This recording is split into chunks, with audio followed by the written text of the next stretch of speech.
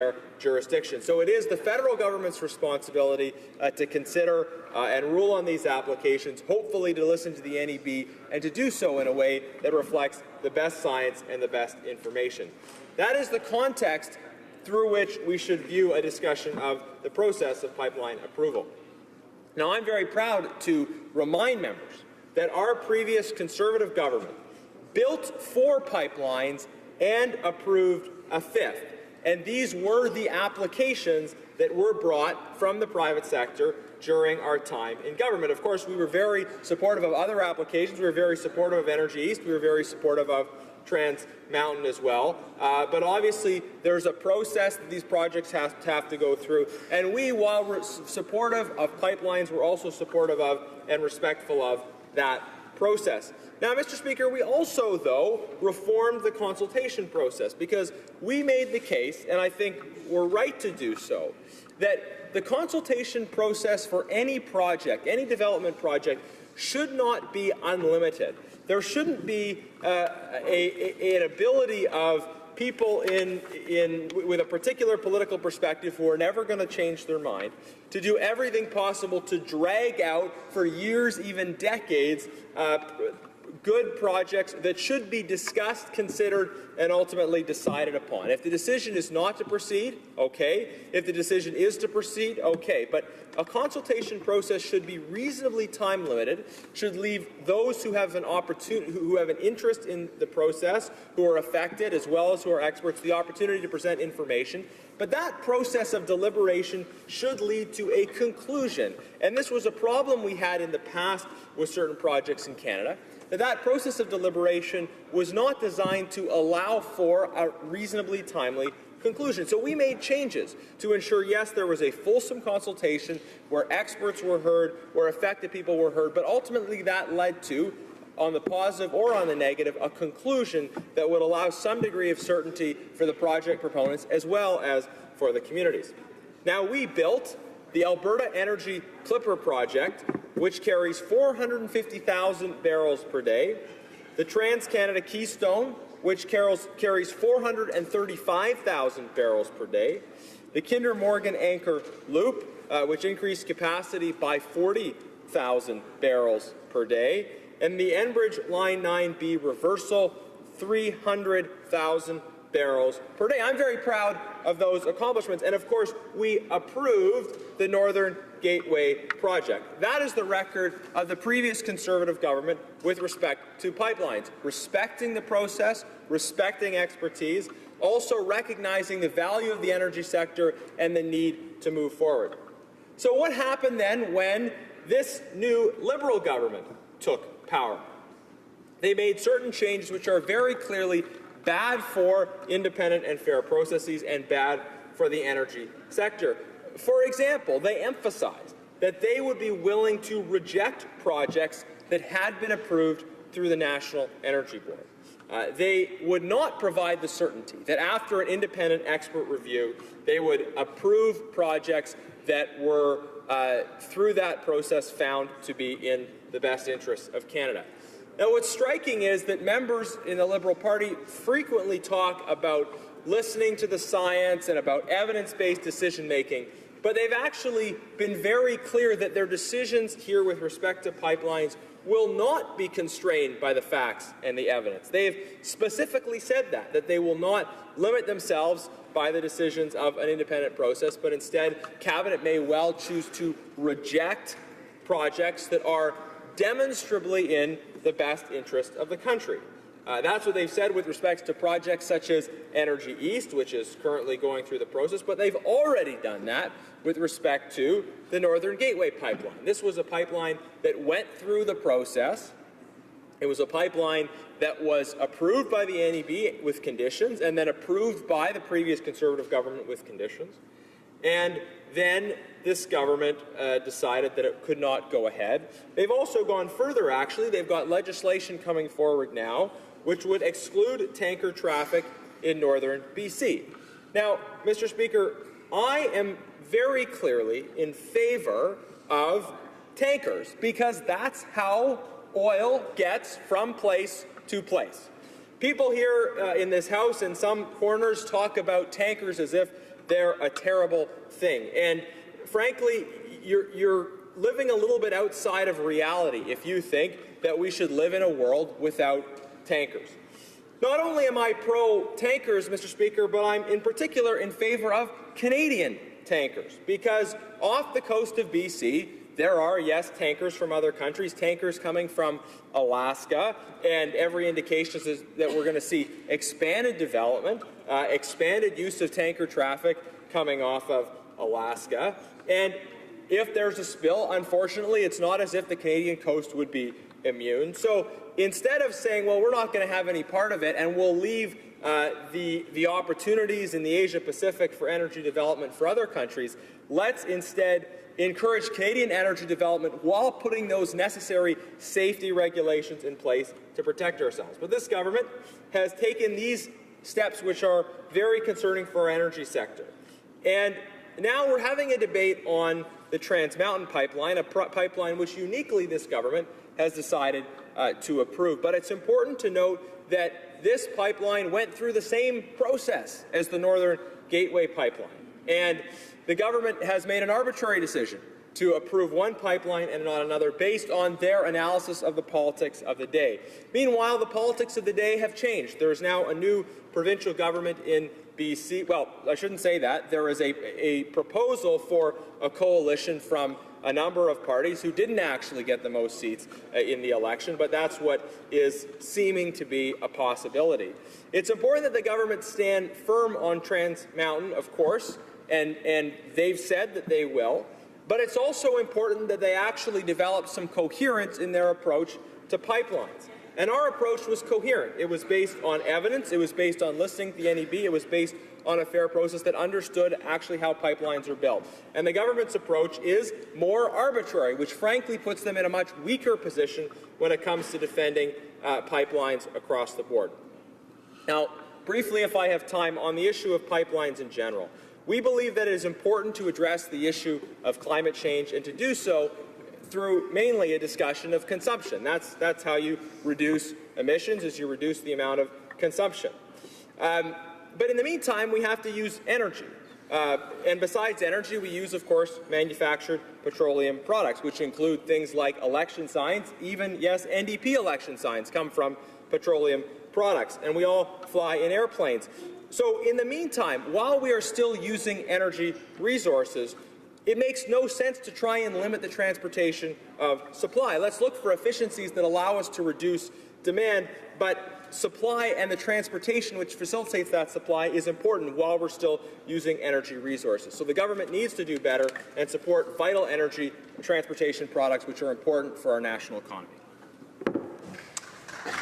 Questions and comments? Question commentaire. The honourable member for Newmarket Aurora. Oh, I'm sorry. Oakville. My mistake. The honourable member for Oakville. Yes, thank you. Thank you, Mr. Speaker, and I wanted to thank the honourable member from Sherwood Park, Fort Saskatchewan, for his remarks. The Kinder Morgan pipeline is a critical pipeline to Tidewater. As part of the efforts to make sure that this pipeline progresses safely and properly, the government has made tremendous efforts. They've announced interim principles to govern decisions on major projects. They've appointed a ministerial panel to travel the proposed pipeline route to hear from concerned citizens and provide further opportunity for public comment.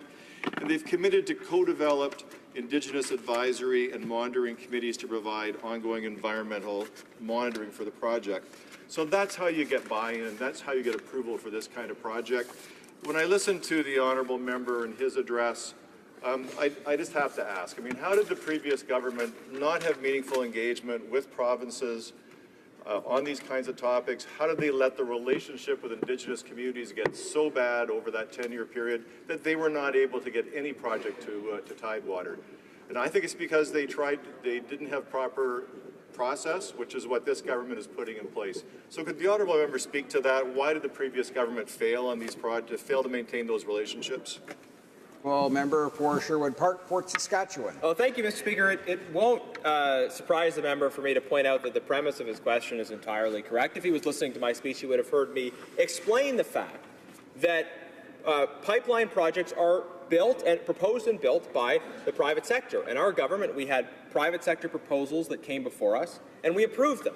We built 4 pipelines. We didn't build them, but we approved and saw the building of 4 pipelines, and we approved a 5th, which was then killed by this government. So it is a complete mischaracterization of reality, bordering on the kind used by the Heritage Minister in question period, to suggest that we failed when it came to this issue. Now, I will say with respect to relationship with Indigenous issues, it was really unfortunate that members mischaracterize the perspective on energy development that come from our Indigenous communities. We recognize that there's actually diversity of opinion on energy issues within Indigenous communities. There are some that oppose certain developments. There are many, though, that support them and have been vocal in their support. And it's unfortunate that the government doesn't seem to listen to Indigenous communities that very strongly defend the energy sector and are able to show the significant benefits to their community that come from energy development. Questions and comments. The honourable member for Nanaimo, Ladysmith. Thank you, Mr. Speaker. 122 First Nations have signed in September a declaration of opposition to Kinder Morgan pipeline and many other pipelines. So that number is high. I'm kind of find it breathtaking, the member's revisionist history around the National Energy Board process and his dedication, he stated, to, quote, respecting the process. Under the previous government, the Conservatives dismantled all kinds of environmental laws. They buried their attacks in budget bills. They targeted the Navigable Waters Protection Act, which triggered the Indigenous Idle No More movement. The Environmental Assessment Act, the Fisheries Act, National Energy Board Act. I mean, I was a participant in both the Enbridge and the Kinder Morgan process. I'll promise you they were entirely different processes. The Kinder Morgan process was a public hearing with no hearings. You weren't allowed to say what was on your mind, and there was no cross-examination of evidence. So I ask through you, Mr. Speaker, does the member now regret his party's role in creating the current legal challenges that face the Kinder Morgan pipeline approval? Honourable member for Sherwood Park, Fort Saskatchewan. Thank you, Mr. Speaker. Where should I start? Well, the member started her question by talking about Indigenous communities. Of course, I am not here to pretend that all Indigenous people think one way or think another way. There is a great deal of diversity within Indigenous communities about these issues, many of whom are opposed to certain projects or all projects, many of whom are very supportive of many projects and in fact are directly involved in benefiting from them. The member mentioned a number of Indigenous communities that I think the number was about 100 that had signed some particular document. Of course, we know that there are far more than that in terms of the overall number of Indigenous communities in this country, and I'd be curious to know, in terms of those that signed, what were the proportions in terms of direct involvement with the energy sector or being along the pipeline route. But regardless, we know that Indigenous people disagree with these issues and debate these issues just as everybody else disagrees with or debates these issues, and we shouldn't try and present as if there's sort of a monolith in terms of perspective. Now, in terms of processes for pipeline approvals, I will make absolutely no apologies for the fact that our government took important steps to streamline the processes. We had credible reviews that involved expert testimony as well as evidence and testimony provided by those who were affected. But we took the position that activists should not be able to indefinitely filibuster important energy projects. People should be able to express their opinion, there should be debate and discussion, and ultimately that process should get to a conclusion which Before we get to further resuming debate, it's my duty, pursuant to Standing Order 38, to inform the House that the questions to be raised tonight at the time of adjournment are as follows. The honourable member for Vancouver East in respect to immigration, refugees and citizenship. The honourable member for Nanaimo, Ladysmith with respect to Indigenous affairs. And the honourable member for Mégantic-L'Érable concernant les nominations. Regarding government appointments. Resuming debate, the honourable member for Vancouver East. Thank you very much, Mr. Speaker, and I'll be splitting my time with the member for Nanaimo, Ladysmith. Mr. Speaker, I'm pleased to have the opportunity to speak in the House today to this motion and to reaffirm my opposition to the Kinder Morgan Trans Mountain Expansion Project on the record once again, and therefore my opposition to the motion before us today. The motion mentions social license, that it needs social license to proceed. I must say I was incredibly disappointed to hear the Minister of Natural Resources suggest that somehow social license was an outdated term earlier this morning. Today, more than ever before, social license is imperative for major initiatives, especially ones that have significant impacts, and I would argue in this instance, negative impacts, especially where we're talking about the environment and combating climate change. I'm left with the assumption that the minister stated this because he's well aware that social license for this project has not been attained. And so the minister would instead rather suggest it's not something that is needed. This, sadly, is just an extension of the Liberals backing away from their lofty election promises, hoping to break them without being noticed by Canadians. In their election platform, it stated, and I quote, "While governments grant permits for resource development, only communities can grant permission." That is in the Liberal election platform. That was the definition of social license then, before the election, of course, and now, after the election, not so much. And so in the effort to try and pull one over Canadians, and particularly British Columbians, in the fall of 2016, a new watered-down notion of social license was stated. The new definition for social license, according to the Liberal government, was about, quote, ensuring public confidence in the decision-making for major resource projects.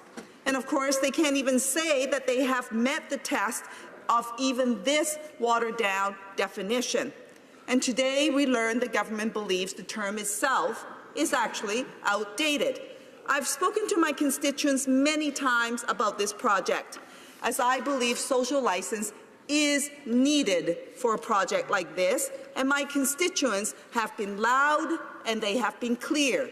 78% survey participants in my riding are against the pipeline expansion. It's an issue my office receives a significant amount of correspondence, one such as from Sarah in my riding, who said, and I quote, "Certainly economic prosperity is important in Canada, but not at the expense of our environment, wildlife, and the rights and resources of Indigenous communities. Taking such a gamble would be foolhardy, short-term thinking. Basic risk analysis, what are the chances of something going wrong? And if something went wrong, then how drastic would the impact be? Reminds us of how serious the risks are in considering such a choice. Please do not approve this proposal." End quote. This is not atypical, Mr. Speaker. This is a common thread and a common theme of the messages that I get in Vancouver East from my constituents around the Kinder Morgan expansion project. The government say that they have obtained the necessary social license from Canada's First Nations communities that are impacted by this project. Well then, can the government explain why there are currently numerous legal actions being taken by the First Nations communities to stop this pipeline? 17 court challenges to be exact, and by the way, so much for that promise of renewed and strengthened nation-to-nation relationship. The fact is, social license simply has not been obtained, and no attempts to call the term outdated changes that. Mr. Speaker, on the issue around the economy, and we've heard that raised as well, the Simon Fraser University Centre for Public Policy Research found on the Canadian economy issue that 65% of the fiscal benefit will go to Kinder Morgan and 32% to Alberta, and guess what? All of 2% to British Columbia. The report found that Kinder Morgan was also seriously understating the potential cost of a serious spill. While it was suggested that the most expensive diluted bitumen spill would be from $100 million to $300 million, the report pegged those costs more realistically in the $2 billion to $5 billion range. What's more, the science is simply not there to clean up a spill if there should be one. And the real issue is not whether or not there would be one, is when there would be one. So I must take exception to the second claim in this motion as well. What is critical for the Canadian economy and for the creation of jobs is to help move Canada towards a more sustainable economy, one that ensures the Canadian environment, such as BC's beautiful coasts, are respected and preserved, one that tackles issues such as income inequality and precarious work. The motion also points to the NEB's approval of Kinder Morgan's pipelines environmentally safety issue. As my colleagues throughout the day have pointed out, the NEB process is fundamentally flawed, and its approval of this pipeline is yet another of a growing list of broken promises made by the Prime Minister to Canadians. The Prime Minister's personal approval represented a betrayal to all Canadians who expected better from their government, who expect decision-making based on science, genuine consultation with First Nations communities, and who expect respect and protection of our environment. But don't just take my word on the NEB, Mr. Speaker. Take the word of the Prime Minister's not one, but two hand-picked expert panels that confirm the public has fundamentally lost confidence in the NEB and that there is a crisis in confidence in the decisions being made there. For good measure, let's take the word of the Liberal election platform, which was highly critical of the NEB, where they promised to, and I quote, make environmental assessments credible again, end quote, and that they would, quote, immediately review Canada's environmental assessment process, end quote. And finally, on this, the words of the Prime Minister himself, who assured Canadians publicly on August 20th, 2015, that the NEB overhaul would apply to Kinder Morgan when he said, quote, yes, yes, it applies to existing projects, existing pipelines as well, end quote. There was clear acknowledgement from this government that the NEB was flawed. The government's expert panels were clear that the NEB isn't trusted by Canadians, and the Prime Minister provided clear assurance that an overhaul NEB would be the body that approved the Kinder Morgan pipeline. But here we are, yet another broken promise. Mr. Speaker, we know there are serious environmental concerns should there be a spill from this pipeline or as a result of the anticipated nearly seven-fold increase in tanker traffic. The results could be devastating for our environment and our coastal economy. The science is not there to properly clean up the bitumen if it was to be spilled into the water. How can the government claim to be making evidence-based decisions with this serious question unanswered? We know Canadians are seriously concerned about this project. We know that they have lost confidence in the ability of the NEB to make decisions for the greater public good. We know that many First Nations communities on the proposed pipeline route are staunchly opposed to this project. We know that by pushing forward on this project under its current conditions, that the Liberal is breaking promises made to Canadians. I, along with the NDP colleagues, both in this House and in the provincial legislature, will continue to oppose this project, and I will oppose this motion today as well, Mr. Speaker. Questions and comments. The honourable member for Battle River Crowfoot. Thank you very much, Mr. Speaker. And this morning I had the opportunity to speak on this. But I'm thankful that my NDP colleague has gotten up, and she's been very consistent. Let's make no mistake. The NDP have consistently voted against pipelines. She talked to some degree about the safety concerns of a pipeline. I live in a rural Alberta constituency, Mr. Speaker, where 3 weeks ago I got a phone call that there had been a rail derailment in my riding. 29 cars derailed, opened up. And immediately I thought, oh, wow, what kind of mess are we going to have just outside of Camrose in a little town called Balf? It ended up being grain, and so the cleanup was easy. But would the NDP colleague, would she not admit that pipelines are the safest way to move our oil? It's the safest way to move our energy. It is really the only way. I mean, the rail lines that are moving them now are by far the most, the largest concern. The facts of the matter are, Mr. Speaker, although she may talk about safety, it's really not safety, is it? It's really that every bit of energy and every bit of fossil fuels the NDP consistently vote against.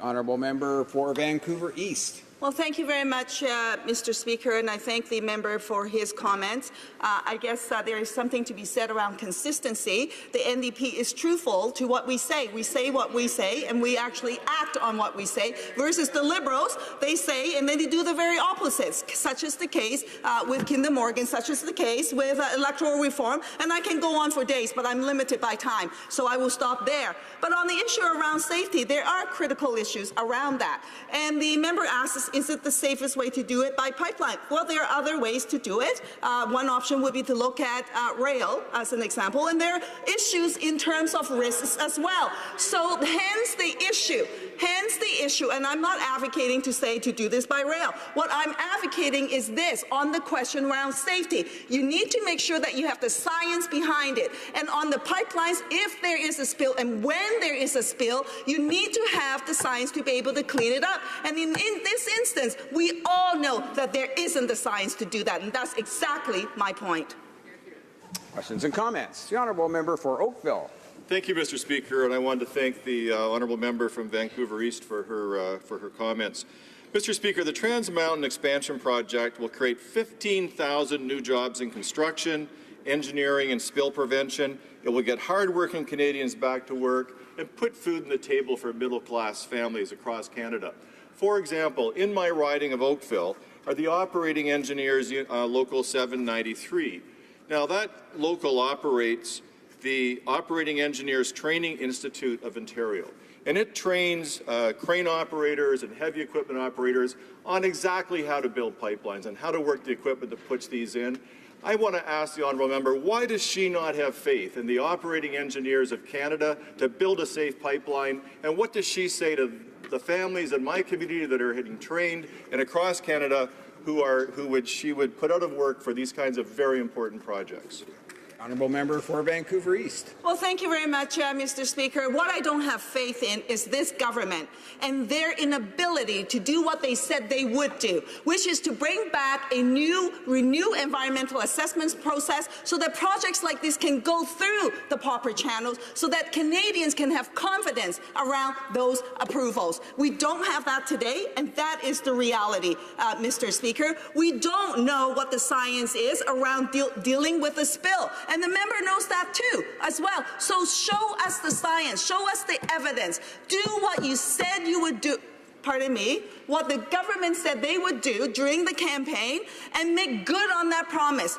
The Liberals promised Canadians that there would be a renewed environmental process, and the Prime Minister said yes, yes, yes to existing projects, that new processes would apply. Here we are today. All of those are false. And it starts with another word that I cannot say in this House, which starts with the letter L. And, you know, it's not good enough. It's not good enough. And this government needs to do better if they want approvals for projects like these. They need to gain the confidence of Canadians, and they could start with them honoring what they said they would do. Resuming debate, the honourable member for Nanaimo, Ladysmith. Thanks, Mr. Speaker. So we are debating today because the Conservatives have brought a motion forward asking the government to renew its commitment to the Kinder Morgan pipeline. This is precipitated by what looks like, we hope, will be a New Democrat Green cooperative government in British Columbia, which has released its cooperative agreement saying, quote, immediately employ every tool available to the new government to stop the expansion of the Kinder Morgan pipeline, the 7-fold increase in oil tanker traffic on our coast, and the transportation of raw bitumen through our province. Well, that's just for the public. That's why I think we're debating this today, because the Trudeau government has already given the green light for this project. I'm going to talk about the risk of bitumen spill for oil tank. Order. Order. I see the honourable member for Dauphin, Swan River, Neepawa rising on a point of order. I think the member used a personal name in her speech, and I think that that's not according to the rules. So the honourable member is correct. In fact, I would just encourage the honourable member for Nanaimo Ladysmith to avoid the use of other honourable members' names, which she reflected in one of her phrases just earlier. And so perhaps just avoid that in the future of her remarks, and we'll continue on. The honourable member for Nanaimo Ladysmith. Thanks, Mr. Speaker. So I'm going to talk about the risk of bitumen spill from oil tankers on BC's coast. I'm going to talk about the fire risk at the Burnaby Tank Farm, the broken promises to respect First Nations consent, harm to orca whales, and a long list of broken promises by the Liberal government in relation to the Kinder Morgan pipeline approval. So some of those promises were, quote, ensure that decisions are based on facts, science, and evidence and serve the public interest. We will use scientific evidence and the precautionary principle and take into account climate change when making decisions affecting fish stocks and ecosystem management. And we will give coastal communities more say in managing the resources around them. As a representative of a coastal community, along with my New Democrat colleagues, we represent the waters that a 2013 Tanker Safety Review panel identified as one of the 4 areas of Canada with the highest probability of a large oil spill and one of the 2 areas in Canada with the highest potential impact of an oil spill. Now, I want to talk about that risk and what the government's plans are to accommodate it. A 7-fold increase in oil tanker traffic laden with bitumen means that inevitably there is an increase in risk. The impact of bitumen is something that we're still learning about as a country. It's an unrefined product, it's viscous, sticky, it needs a diluent in order for it to flow through a pipeline, and the volatility of diluted bitumen was identified in the Kalamazoo spill in the United States several years ago as being extremely volatile and having a big human impact. At Vancouver Island University in Nanaimo, where only 2 days after the spill happened, oil spill expert Ricky Ott was on the scene. Now, she came to Vancouver Island University and spoke about some of those impacts. She said the diluents containing benzene, toluene, micropolyaromatic hydrocarbons began gassing off in the area, causing symptoms such as nausea, dizziness, headaches amongst the local population. This had big impact on the first responders to that spill. She was also on the ground after the Exxon oil spill back in the 1980s, and she reported that the same impacts caused cancer, asthma, hormone and reproductive problems by jamming immune systems and DNA functions. Again, enormous risk to first responders when there is inevitably some form of a spill. Vancouver's Tsleil-Waututh First Nation and Sayout First Nation commissioned a study in 2015 saying, quote, collecting and removing oil from the sea surface is a challenging, time-sensitive, and often ineffective process. Even in the calmest conditions, it's very hard to control. So we have both the human impact of people on the front line and also the environmental impact if we do have a spill in marine waters. Now, in 2013, Environment Canada said that spilled bitumen exposed to sediment in the marine setting sinks and chemical dispersants sprayed on dilbit were not effective. In fact, they made the oil sink beneath the water, which made it even harder to recover. If we end up with tacky tar covering our seabed, our aquaculture leases, it's going to be a total mess for British Columbia and impact on economy, tourism, ecology. Now, I don't understand how the government approved a 7-fold increase in oil tanker traffic if they didn't know how they're going to clean up the marine environment. And they approved the pipeline despite that lack of knowledge. In 2011, when I was elected as Islands Trust Council Chair, that's a local government in the Gulf Islands, we figured out that this was already a risk. We already had bitumen and that coming through the Salish Sea, and that the risk of the Kinder Morgan pipeline was really going to exacerbate that. We wrote repeatedly to the federal government, got no response. When there finally was late-breaking science that came to the National Energy Board, the National Energy Board refused to hear the evidence. So the pipeline was approved without any inquiry into that issue. Another issue is the tank farm fire risk. The Burnaby Fire Department said, quote, the tank farm from Kinder Morgan Its design creates situations where firefighting is not possible. And, quote, there's a very real risk of inextinguishable multi-tank fire events. My friend and constituent Bob Bosson writes, quote, no one wants a major tank farm fire, including the oil companies, so everyone employs the best safety measures they can. And yet there are 2 or 3 disastrous oil depot tank farm fires every year. And that's why for decades, nowhere in the developed world has a facility like this been built in a city, let alone on the side of a mountain in an earthquake zone, with a university above and hundreds of homes below. That's why tens of thousands of us on the coast, the people whose health and safety are at risk, are committing to protect ourselves and our environment when our government refuses to do so. I'll move then to broken promises to First Nations. The government said we will recognize the relationship between Indigenous people and the land, will respect their legal traditions and perspectives on environmental stewardship. Yet, over 50% of the pipeline and the tanker route involves First Nations who are taking Kinder Morgan and the federal government to court. In my own riding, Saminas leader, Chief John Elliott, says as a nation and a community, for a short-term gain, it will be a lifetime impact to our ecosystem. In the Sanemo First Nation, in my riding, former Chief Colseton, also known as Doug White III, says, quote, this project puts at risk our way of life. He also said the decision was, quote, Doug also said the decision was, quote, premised on a denial of Aboriginal people's rights and voice. We also had evidence from the Sayout First Nation and from Raincoast Conservation Society at the National Energy Board that orca whales would be harmed by increased noise, decreasing their ability to communicate, acquire food, and to survive. That's from existing shipping noise, but exacerbated by the 7-fold increase in oil tanker traffic through the Salish Sea.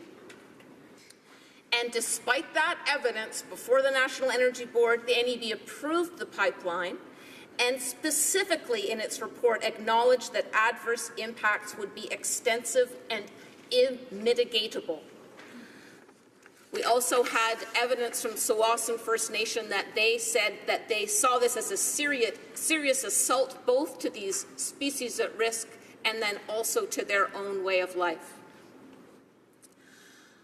I'll finish by saluting my friend and neighbor, Paige Harewood, who just 2 days ago was arrested at the Kinder Morgan site, a young person who's very discouraged by the Prime Minister's betrayal of his promise to renew the National Energy Board process before approving the Kinder Morgan pipeline.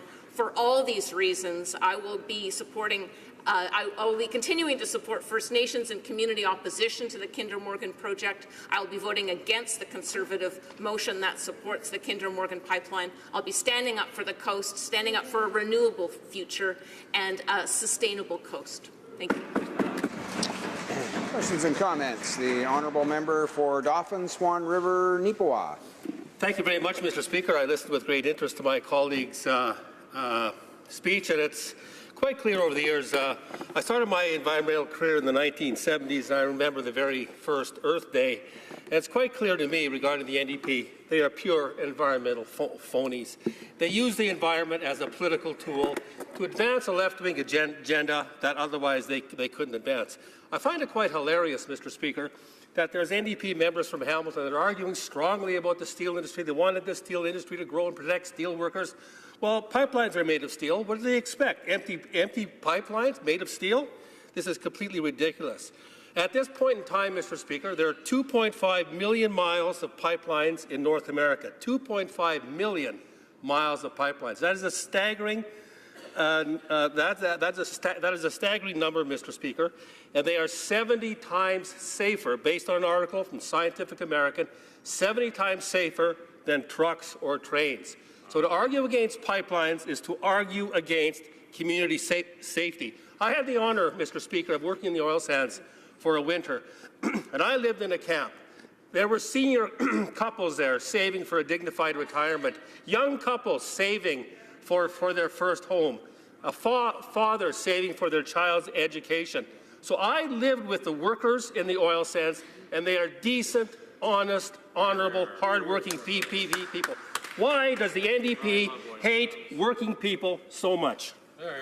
Honourable member for Nanaimo, Ladysmith. That's a breathtakingly ridiculous question. I'm standing up for my own riding, a coastal community for which this project is all downside and no upside.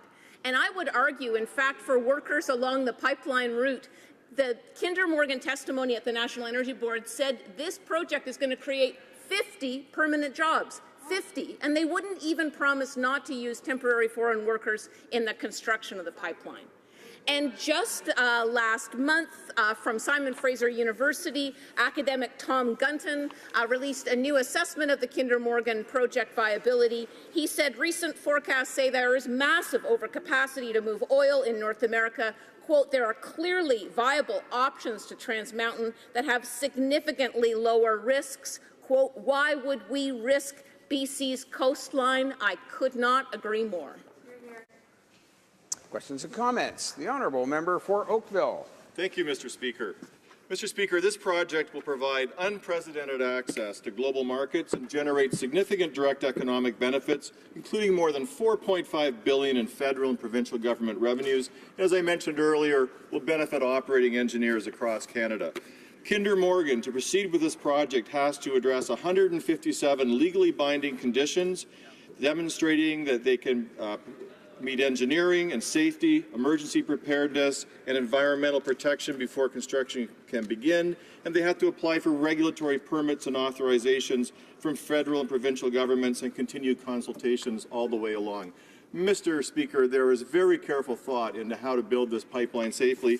Is there any conditions whatsoever that the honourable member or her party would ever support getting Canadian oil to Tidewater? The honourable member for Nanaimo, Ladysmith. I question the premise of my colleague's question. Here's a headline from just yesterday. Forget any economic windfall from Kinder Morgan, analyst says. In a brief yet damning report, David Hughes, former federal government energy researcher, concluded that tripling the pipeline's capacity won't deliver an extra $73 billion in revenue over 2 decades, as claimed by Kinder Morgan.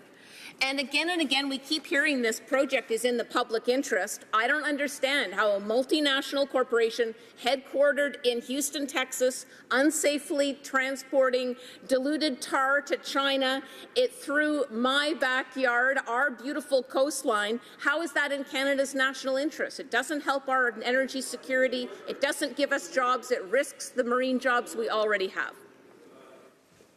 I think we can squeak in one more short question and response. The honourable member for Vancouver East.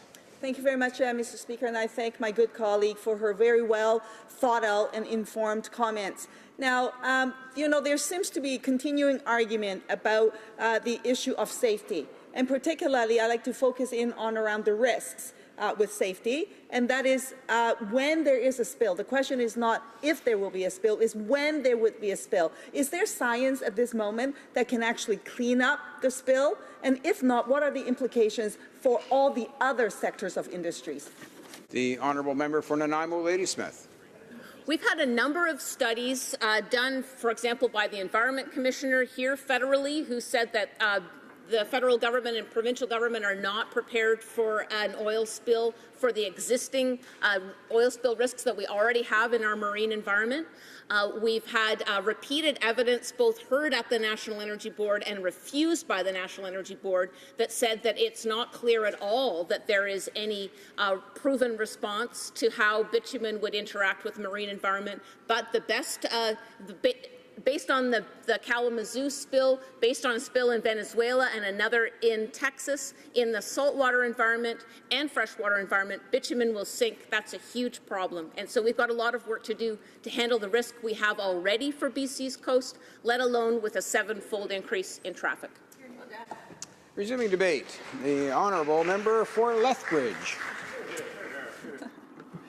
Thank you, Mr. Speaker. Before I begin, I would like to notify the House that I will be splitting my time with the honourable member from Calgary-Shepherd. So I rise this afternoon in support of the motion that is before this House and that was brought forward by the leader of the official opposition. And of course, that means I'm standing here today in support of the Kinder Morgan pipeline and it going forward as we have committed to. I do believe that this is a very important piece of Canadian energy infrastructure and that it will create wealth and prosperity not only for this generation but for the generations to come after it. By building this pipeline, we will create tens of thousands of permanent, well-paying jobs, not just within the province of Alberta, but actually for the entire country of Canada. In fact, no other industry offers such high-paying jobs for youth and young people, therefore allowing the rising generation to pay off their student debt and purchase their first home and really get ahead in life, which is an excellent thing for them. Kinder Morgan will also ensure that our natural resources will find their way to market in the most environmentally sustainable way possible, which of course I think all of us in this House would agree should be a priority for us going forward. And of course this is proven. Now we know that because the government's, because of their own extensive and evidence-driven review process, we know that this is in fact possible or the case. Now, this government has everything it needs to get started on this vital project. The studies are complete, they have jurisdiction, and they have social license. And in fact, the Prime Minister himself has spoken out and said that he supports this project. And so when we stand in this House today advocating for it, it's with great backing. Now, it is not stated enough in this House, I believe, that Canada is in fact a natural resource superpower, and we should be taking advantage of that as a country. For the entire existence of our nation, our ability to process and export our raw materials has defined us as a nation. If you travel anywhere around the world, you will find homes that are built with our lumber. You will find wedding rings made with the gold that is found in Canada, the diamonds that are taken from the north. And so this speaks volumes of the exports that come out of Canada. Now, there's no reason why our natural resource called oil and gas shouldn't be the same. In fact, by twinning the existing Trans Mountain pipeline, we will finally be able to get our product directly to international markets. Now, this will create more employment across the energy sector, especially for young Canadians. In this time of what we would call job churn for young workers, the energy sector actually provides thousands of Canadians with their first well-paying job. Young people who are employed in the energy sector are able to buy their first home easier, they're able to pay down their debts sooner, and they're able to save for their future a whole lot faster than if they weren't provided this opportunity. Over the last decade, youth from all across Canada have traveled west and spent at least some time in Alberta in order to be able to save towards these various things. Now, I recognize that Canadians don't just want a prosperous economy. Of course, they also want to make sure that the environment is protected as well, which, of course, pipelines make all the more sense when we consider environmental impact. Because pipelines actually ensure that both of these objectives are met. Our economy thrives and our environment is protected. So, contrary to what the media, or those on my left, would like people to think, pipelines are actually nothing new. They've been in the ground for a long time. They've been operational for decades, actually. And so at current, in this present time, thousands of Canadians actually live around these pipelines and don't even know it because the environment looks like it would if the pipelines weren't even in the ground. And so the reason these people don't know is because pipelines are actually proven to be reliable, they're proven to be clean, and they're proven to be effective. And as I stated already, the environment around them actually looks relatively normal. And so if we want to avoid costly and damaging spills, pipelines, I believe, are actually what provide us with the best way forward for our country. Now, study after study has shown that pipelines are in fact the safest and most environmentally sustainable way to transport oil and gas and make sure that it gets directly to international markets, which of course means we have to get it to Tidewater. They are far safer than transport over rail or road, which are the only other alternatives that we would have at our disposal. Now, consider the number of derailments in environmentally sensitive areas in BC that take place, or the national tragedy of Lac Megantic, which demonstrate the very real dangers of moving this product by rail. Now, in addition to this, Mr. Speaker, these pipelines are also heavily scrutinized to ensure their safety to the environment. The National Energy Board's own extensive and robust report laid out 209 firm conditions for this Trans Mountain expansion for the Kinder Morgan. But for Kinder Morgan must also do the same with the multitude of agreements that it has made with many communities and Aboriginal groups along the line, which it has done so. And so what we need to note here is actually there are many Aboriginal groups. In fact, I could argue the majority that are actually standing behind this pipeline. There are a few that are speaking out against it, but we have to keep this in mind. It is only a few. It is the minority. And so I think with it being nearly impossible to get everyone on the same page, we have to choose what is best for Canadians as a whole and move forward with those who have shown their support and need this pipeline for their economic stability and well-being. I do believe that Canada maintains some of the highest standards of environmental protection anywhere in the world, and this is proven time and time again. Now, Canadians are proud that their oil and gas sector is ethical and environmentally safe, which cannot be said of the alternatives, Saudi Arabia or Venezuela.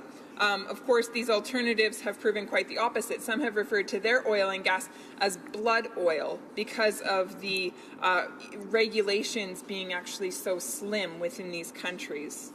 Now, let us be clear about the choice that is facing us, because the choice is not whether or not to build a pipeline, but the choice is actually to build a pipeline in Canada under the strictest environmental regulations in the world, or to allow some corrupt third world oil company with no regulations at all or oversight to devastate their local environment as they extract and ship their oil overseas. Mr. Speaker, these are the two choices before this House today, and I would argue that we do in fact need to make sure that we're supporting our own oil production, which is done in an environmentally friendly and sustainable manner.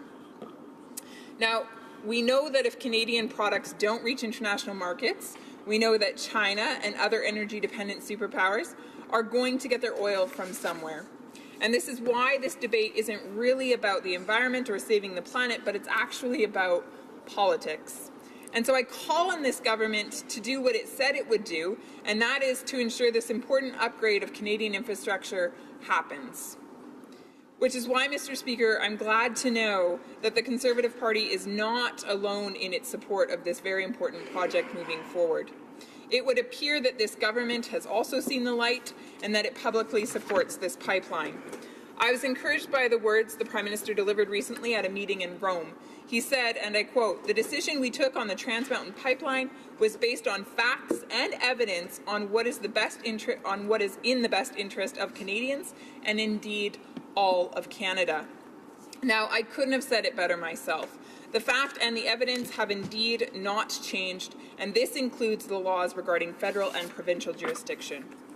Regardless of provincial politics in British Columbia, we are calling on this government to not lose its nerve, but to continue to support this important endeavour for the sake of our country. Lastly, we trust the Liberals will commit fully to the social license the many Aboriginal communities have given them on this pipeline, and that they do not fail to deliver on the economic benefits that await.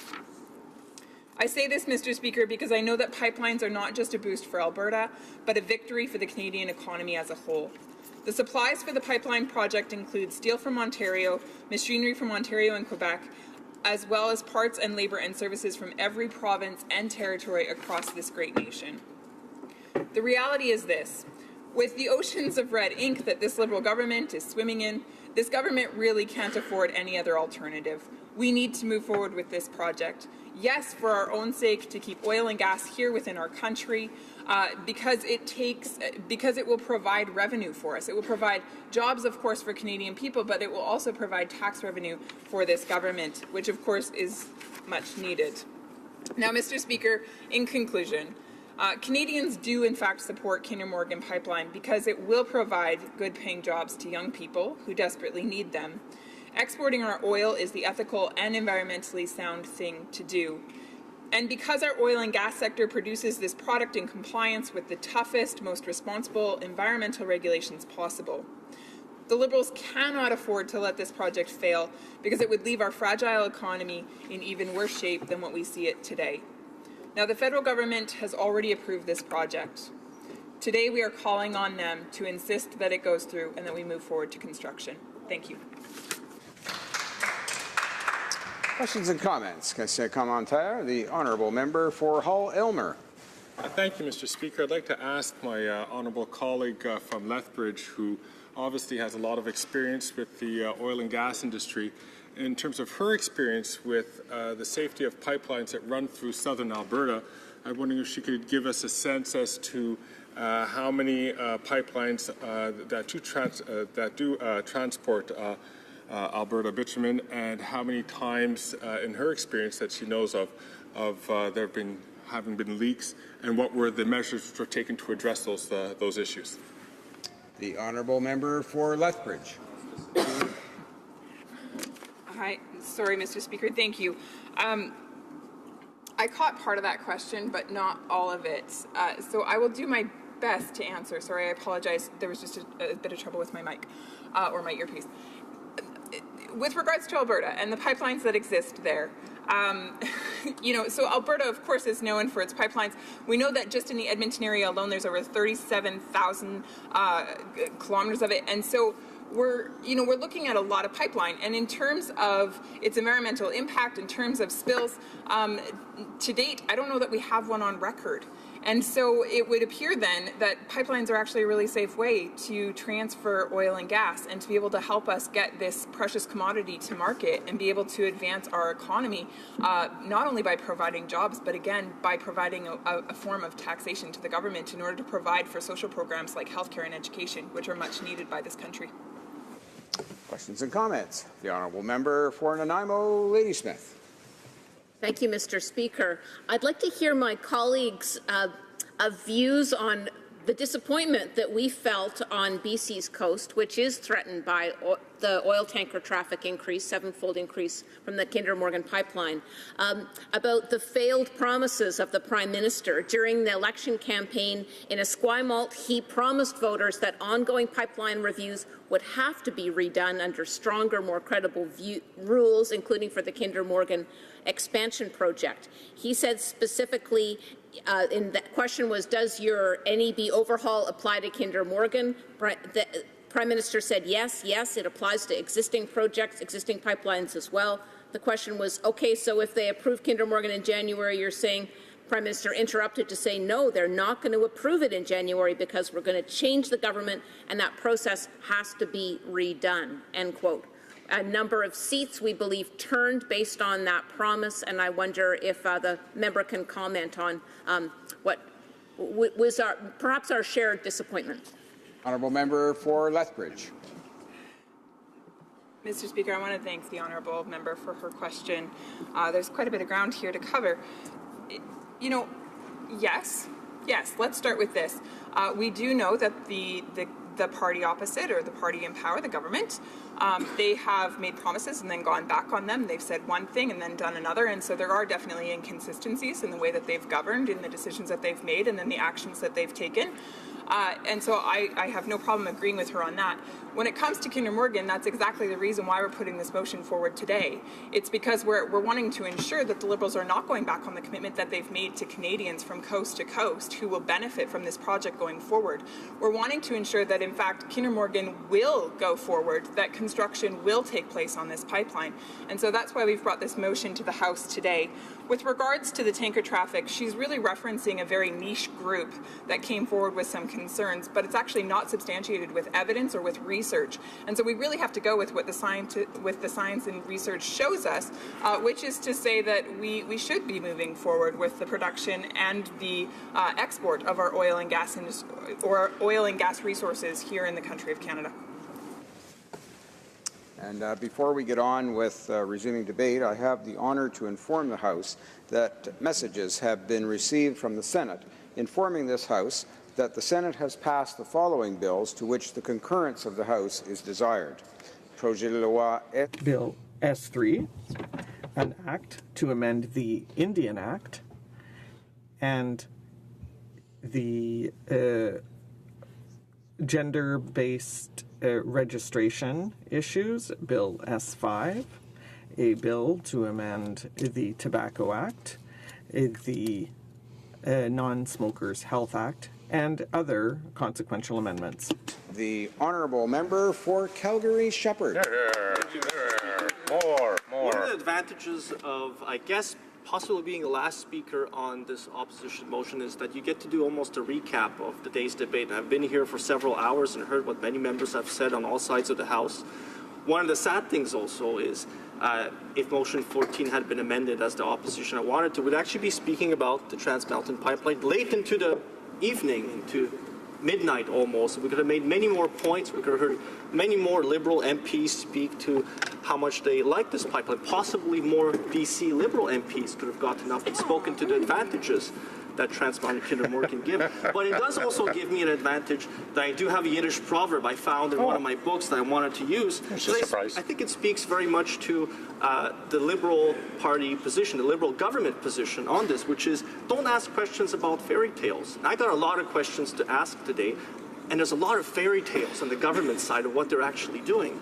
The main fairy tale they have is that this Liberal government continues to flog that the Trans Mountain NEB approval means construction of the pipeline and all the jobs that come with it. What they're essentially saying is, we've approved it, the jobs have evaporated out of thin air and they are here. Whereas the construction is the actual place where a lot of blue-collar workers, a lot of working people from Alberta, from British Columbia, from all over Canada will get the income, so they can use that income that they generate through their labor to provide for their families. It's not the dollars that matter, it's what you can do with those dollars that actually matters. The fairy tale is that this government has actually done something, that actually has produced something, that has helped someone, when actually it hasn't.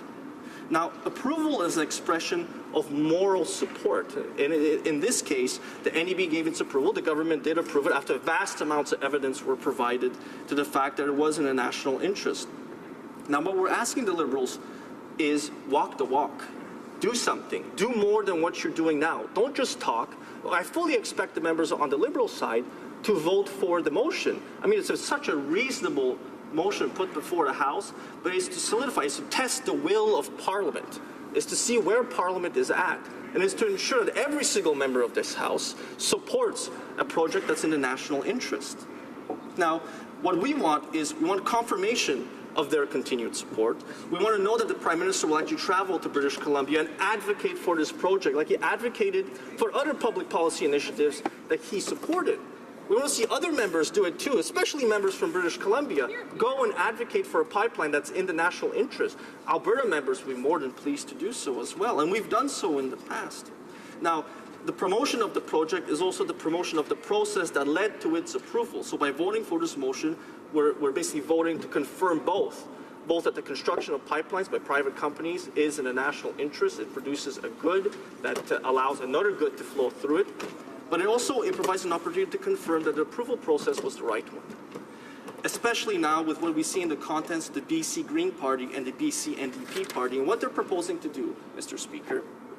What they're proposing to do is an immediate halt to any opportunity this pipeline has of being built, and all of the tens of thousands of jobs that come with it are absolutely at risk.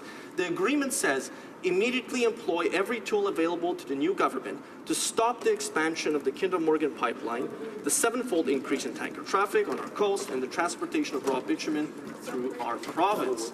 Now, that is fully what this new coalition group of political parties intends to do in British Columbia. And we know that they're supported by a great deal of voters, this coalition of voters that actually voted for the federal Liberals in this election, in the 2015 election, that supported them.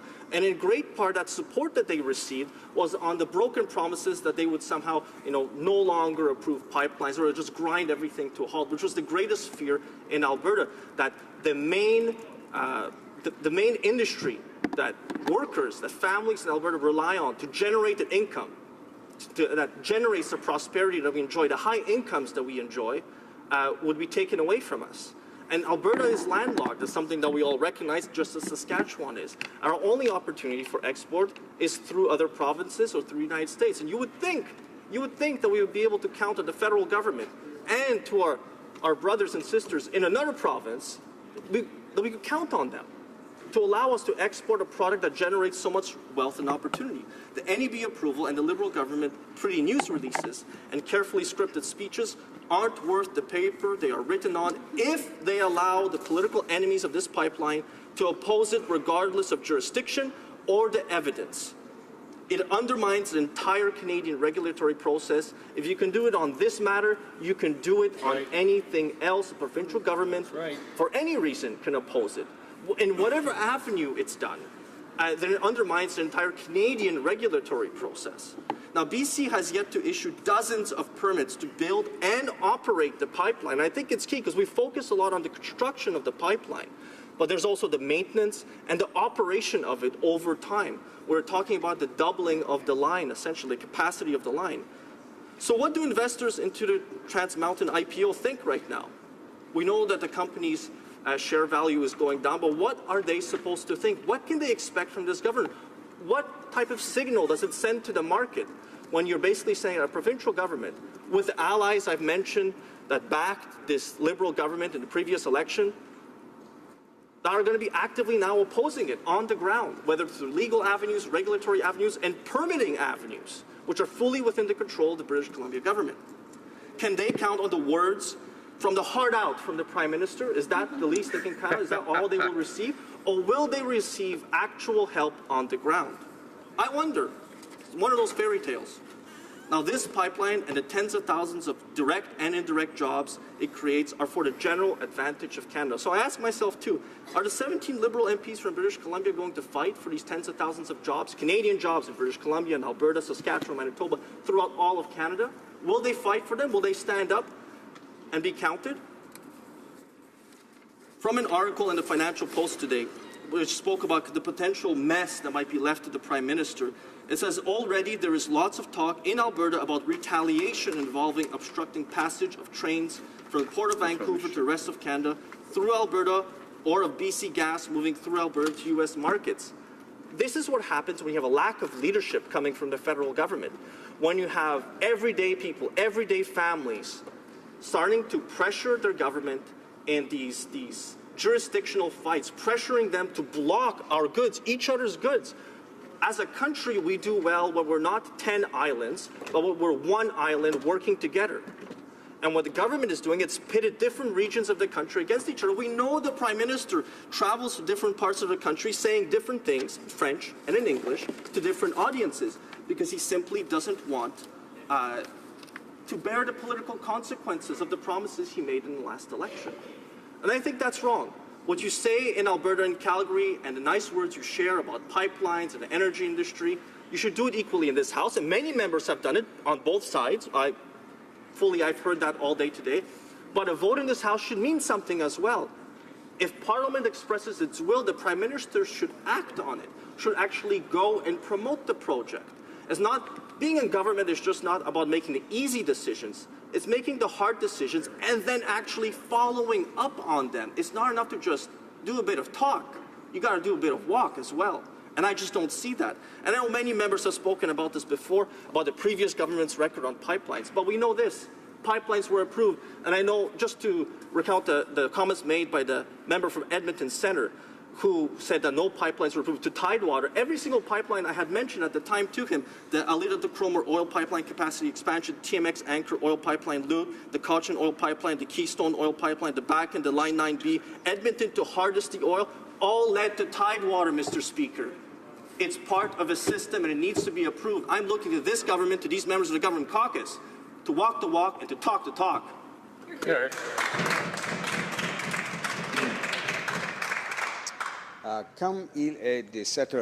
As it being 5:30 p.m. pursuant to the order made Tuesday, May 30th, 2017, it is my duty to interrupt the proceedings and put forward. All questions necessary to dispose of the opposition motion are deemed put and a recorded division deemed requested and deferred until Tuesday, June 6, 2017, at the expiry of the time provided for oral questions.